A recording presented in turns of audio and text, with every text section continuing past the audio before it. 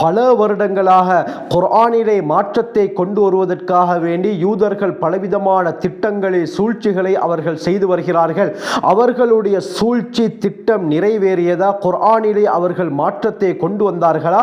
எந்த ஆயத்தை அவர்கள் மாற்றுவதற்கு முயற்சி செய்தார்கள் என்ற எல்லா விடயத்தையும் தெளிவாக இந்த பதிவிலே பார்ப்போம்.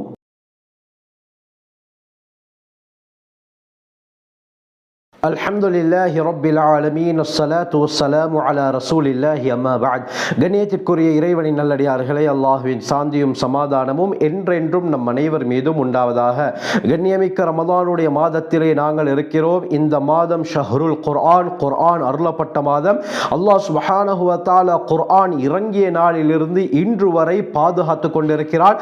குர்ஆனை பாதுகாக்கக்கூடிய பொறுப்பை அல்லாஹ் எடுத்திருக்கிறான். குர்ஆனிலே சூரா ஹிஜ்ர் அத்தியாயம் 15 வசனம் 9 அல்லாஹ் கூறும் பொழுது, இன்னா நஹ்னு நஸல்னா ذிக்ர வ இன்னா லஹு லஹாஃபிதூன், நிச்சயமாக இந்த குர்ஆனை நாங்கள் தான் இறக்கி வைத்தோம். வ இன்னா லஹு லஹாஃபிதூன், நிச்சயமாக இந்த குர்ஆனை நாங்கள் தான் பாதுகாத்து கொண்டே இருக்கிறோம் என்பதாக அல்லாஹ் கூறுகிறான்.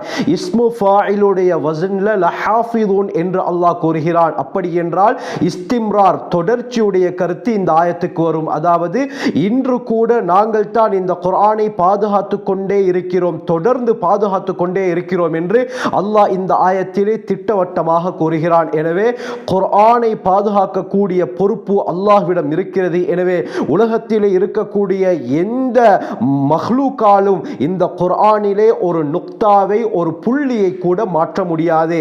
குர்ஆனிலே அல்லாஹ் சுப்ஹானஹு வ தஆலா அந்த அளவுக்கு உறுதியாக கூறுகிறான். முஸ்லிம்களுடைய பரம விரோதியாக இருக்கக்கூடிய யூதர்கள் குர்ஆனிலே இருக்கக்கூடிய முக்கியமான ஒரு ஆயத்திலே இருக்கக்கூடிய ஒரே ஒரு புள்ளியை மாற்றுவதற்கு பல நூறு வருடங்களாக முயற்சி செய்து கொண்டிருக்கிறார்கள். ஆனால் இன்று வரை அவர்களால் அது முடியாமலேயே இருக்கிறது.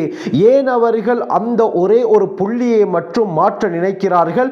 அப்படி மாற்றினால் அவர்களுக்கு என்ன நடக்கும் என்பதை நாங்கள் தெளிவாக விளங்கிக் கொள்ள வேண்டும். குர்ஆன் அல்லாஹ் சுப்ஹானஹு வ தஆலா சூரா கஹ்ஃப் அத்தியாயம் 18 முக்கியமான ஒரு சம்பவத்தை பற்றி குறிப்பிடுகிறார். அதாவது மூசா ஹதிர் அலைஹிமுஸ்ஸலாம் இருவர் சந்தித்து கொண்ட அந்த விடயத்தை அல்லாஹ் சுப்ஹானஹு வ தஆலா குர்ஆனில் தெளிவாக கூறுகிறார்.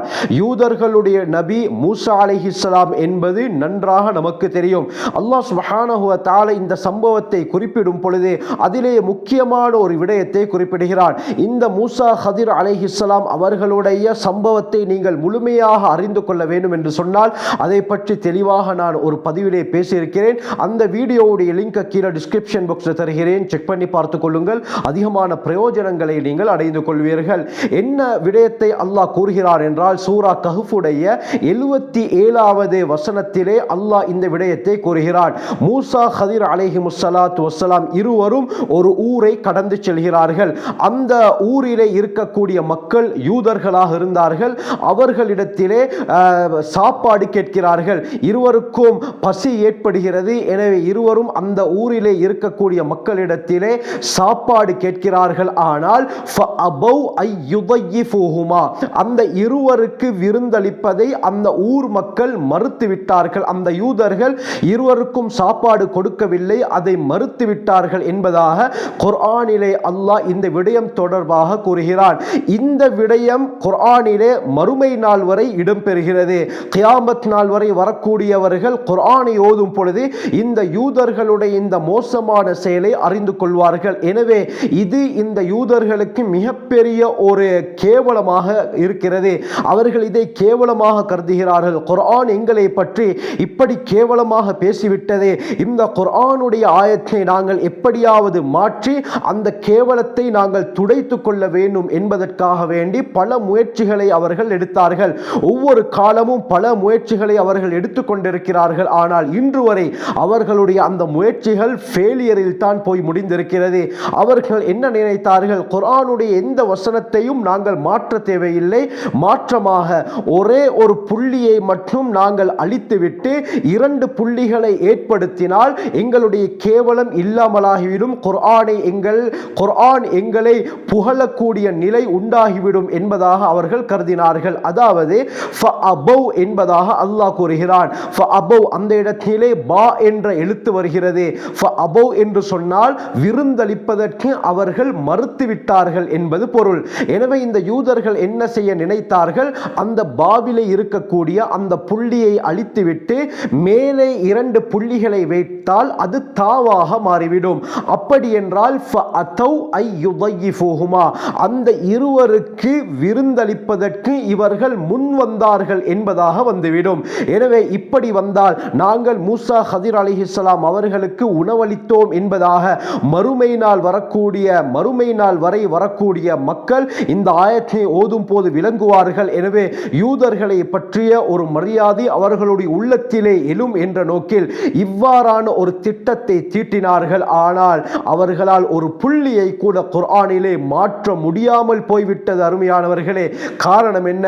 இந்த குர்ஆனை பாதுகாக்கக்கூடிய பொறுப்பு அல்லாஹ்விடம் இருக்கிறது.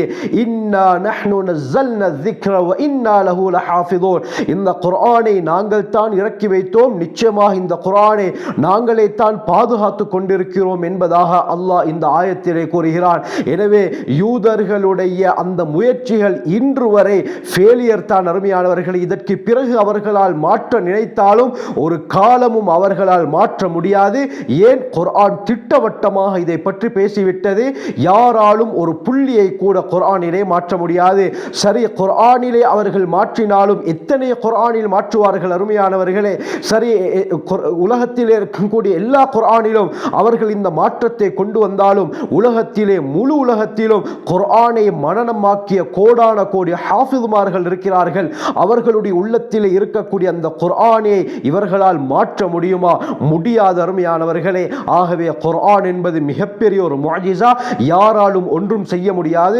குர்ஆன் பலவிதமான சவால்களை விடுக்கிறது. அந்த சவால்களிலே ஜெயித்தவர்கள், ஈடேற்றம் பெற்றவர்கள், வின் பண்ணியவர்கள், வெற்றி பெற்றவர்கள் உலகத்திலே யாரும் கிடையாது.